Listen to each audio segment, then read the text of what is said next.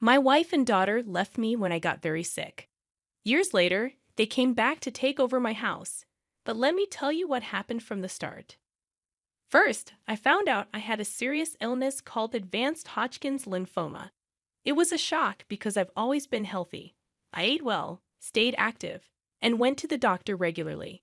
The doctor said they didn't know exactly why I got sick, but there was a small chance I could survive with tough treatment.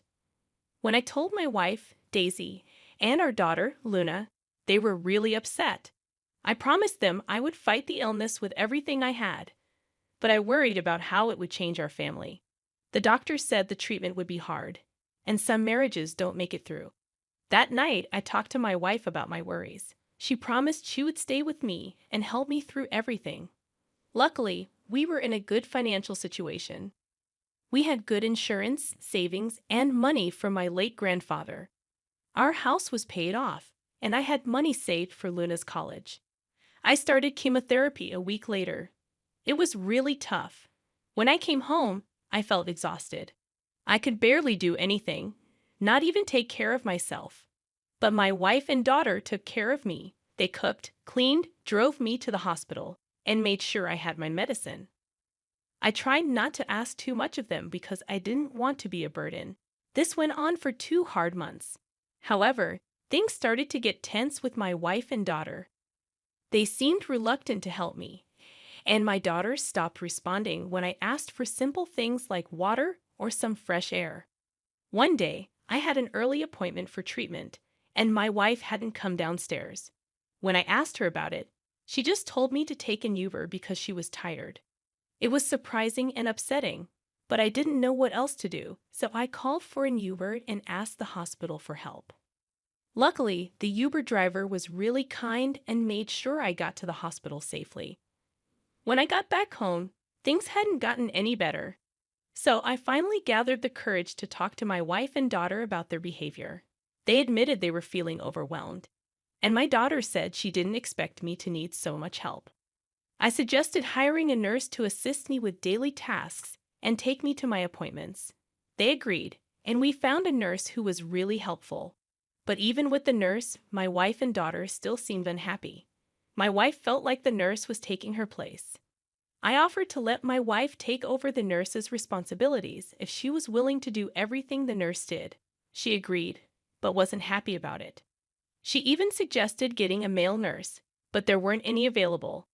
I tried to explain that the nurse was chosen because she had experience with patients like me. Despite my efforts to help, my wife was still upset. She thought I should be doing more for myself instead of relying on everyone else. I tried to explain that there were days when I could barely move because of the treatment, but she didn't seem to understand. Later, my mother-in-law called and complained about having another woman in her daughter's house. But technically, the house was mine before we got married. But I chose to handle the situation calmly. I explained to my mother-in-law that I needed more help than her daughter could give me, so I had to bring in a nurse to ease the burden on my family. I assured her that the nurse would only be there temporarily for the rest of my chemotherapy treatments, unless my condition got worse. She wasn't completely convinced, but she eventually left me alone. For about a week after that, things seemed normal. My treatment was going well. Then, one day after coming back from chemotherapy, I saw a moving truck outside my house. My wife and daughter had packed up and said they were going to stay with their mother. I was hurt and upset, but I was too tired to express how I felt properly. It felt especially cruel that they left right after my chemo sessions when I was at my weakest. I asked my daughter if this was what she really wanted. She said she'd rather live with her mother because it was too hard to live with me. It was heartbreaking to watch them leave, tears filling my eyes. It was exactly what I had feared when my chemo started, feeling unwanted and abandoned. In the midst of my sadness, my brother stepped in. He noticed the nurse spending extra time with me and asked if I had any family nearby who could help. My brother lived 3 hours away and had his own kids, but he offered to help. But he generously offered to take time off work to stay with me until I found a more permanent solution. When he arrived, he was angry about what my wife had done, calling her selfish and ungrateful. He pointed out that she never had to work since we got married, and had always made sure she had everything she needed. My brother could only stay for a week, but he had another idea. His wife's sister, Kara, was going through a tough divorce and needed a safe place to stay temporarily. Her soon-to-be ex-husband was the main breadwinner, leaving her with limited money. Kara was also studying nearby on a scholarship.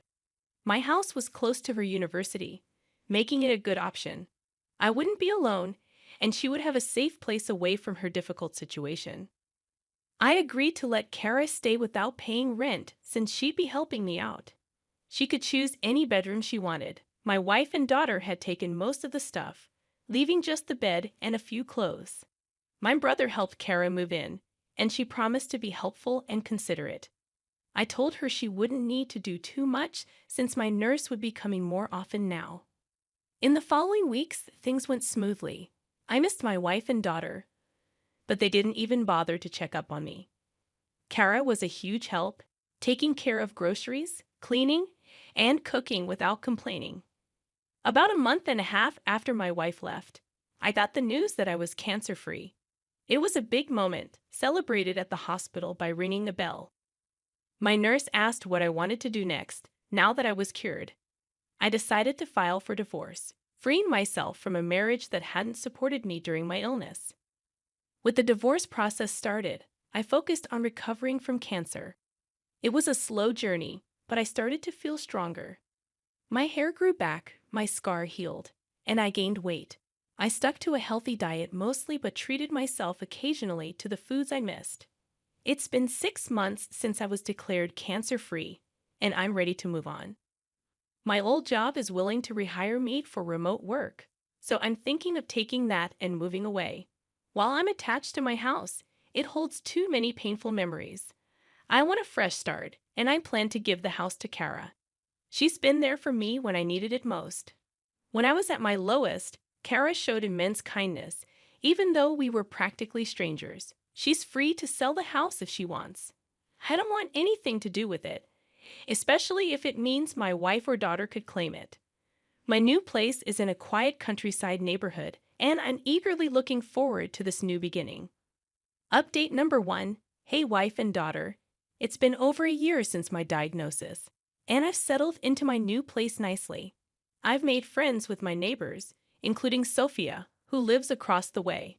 She's a widow who invited me over for drinks and shared her story of losing her husband to cancer. She emphasized the importance of life insurance. I'd opened up about what happened with my wife and daughter, but surprisingly, I still haven't heard from them. I've been pursuing new hobbies, like woodworking, and I'm starting to build up a collection of tools. One day, Sophia noticed some people hanging around my house who matched the description of my wife and daughter.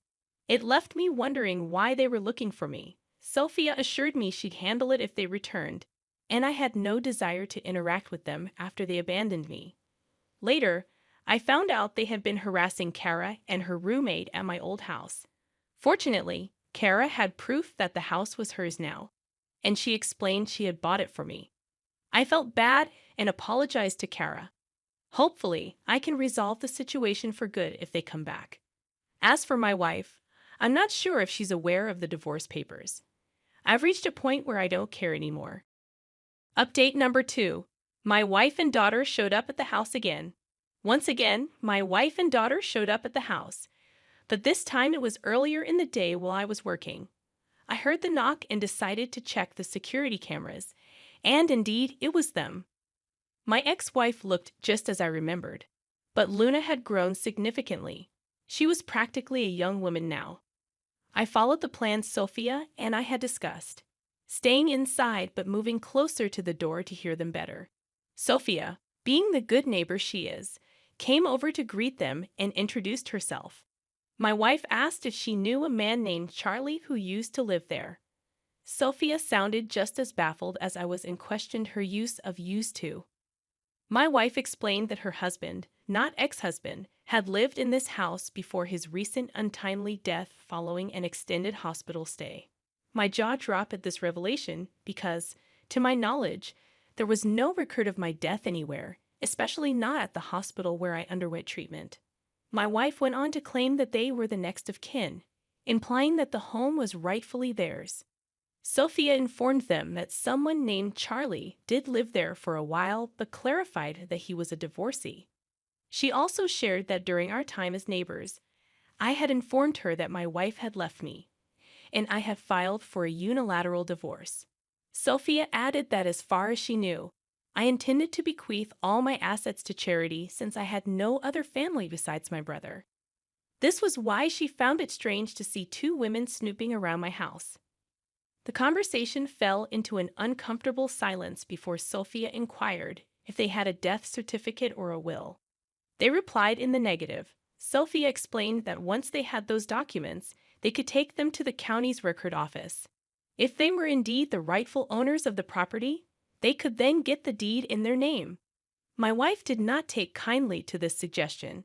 She asked Sophia who she thought she was and started screaming, asserting that Sophia had no authority to interfere in her affairs.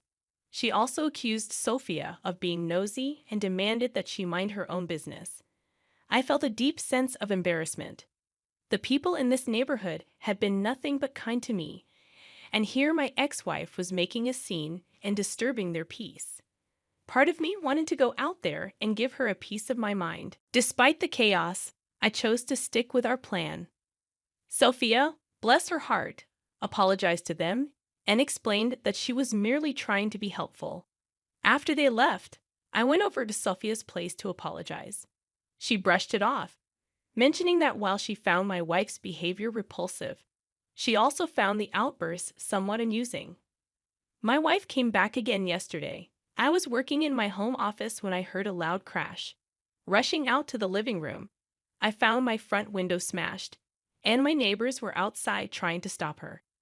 Apparently, she had been causing a ruckus for a while, but I hadn't heard it because I had noise-canceling headphones on.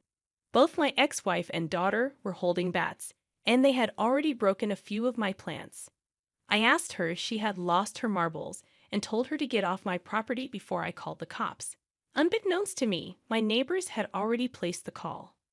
She seemed hurt by my words and asked why I hadn't contacted her after I got better. She insisted that she and Luna would have come back. I told her that we made vows to stand by each other in sickness and health, and she broke those vows. I wanted nothing to do with her anymore. She asked about Luna and mentioned that she's going to college next year and can't afford tuition on her own. I replied that her daughter was fine with abandoning me too, and I'm ready to give up all my parental rights. I don't want anything to do with either of them. After hearing that, she swung at me with a bat just as the cops showed up. They immediately arrested both her and my daughter. They asked if I wanted to press charges, and of course I did. After work, I ordered a new window and cleaned up the glass. Sophia gave me some buckets to put my plants in until I can replace the pots. Curious about what brought my ex-wife back, I did some digging. It turns out her mom passed away 2 months ago, and they found out the house they had been staying in didn't belong to her or her husband. With both of my ex-wife's parents now gone, she and our daughter sold most of their belongings and had been living in a motel. When they came back to our old home and saw Kara there, they assumed I had died and went snooping around for recordings of my assets and purchases, which is how they found me. Regardless, they're facing charges of vandalism, attempted break-in, and attempted assault. Since Luna is a minor, she's receiving community service, but my ex-wife is facing time behind bars as this was clearly premeditated. I'm considering obtaining a restraining order as well. At least for now, I won't have to worry about her for a good long while.